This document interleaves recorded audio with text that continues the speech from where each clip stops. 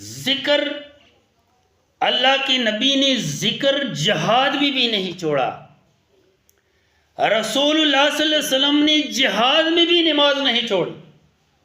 جہاد میں اللہ کریم نے فرمایا کہ بھائی 2 جماعت ہو جاؤ، 2 پارٹیاں ہو جاؤ مجاہدین کو، لشکر کو.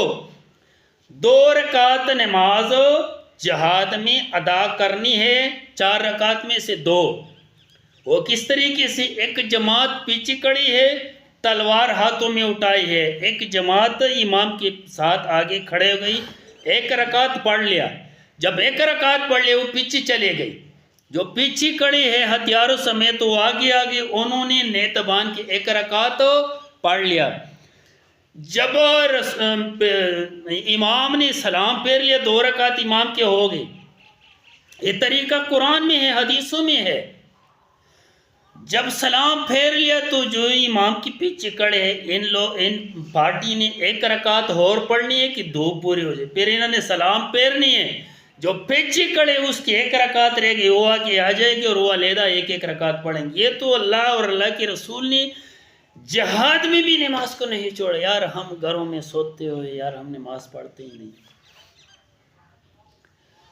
اگر ہم اسی طرح صحابہ کرام کی طرف قربانی دیتے نا تو پھر ہم کسی حالات میں نماز کو نہیں چھوڑتے، کسی حالت میں روزے کو نہیں چھوڑتے، کسی حالات میں دین کے چندے سے پیچھے نہیں ہٹتے تھے، کسی حالات میں ہم قربانی سے پیچھے نہیں ہٹتے. لیکن ہمیں مفت میں ملا ہے.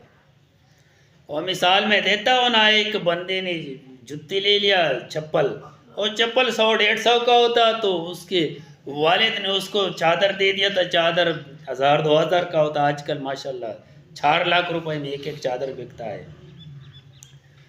تو اس نے جو ہے نا چادر سے جوتی کو صاف کرنا شروع کیا. تو کسی نے بولا بھائی یہ چادر قیمتی ہے، یہ چپل جو ہے نا اتنی ہے ہی نہیں.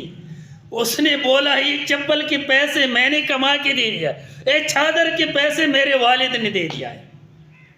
میرے بھائیو، دین اس لیے ہمارے سامنے کوئی ویلیو دین کی نہیں ہے، قیمت نہیں ہے کہ ہمیں مفت میں ملا ہے.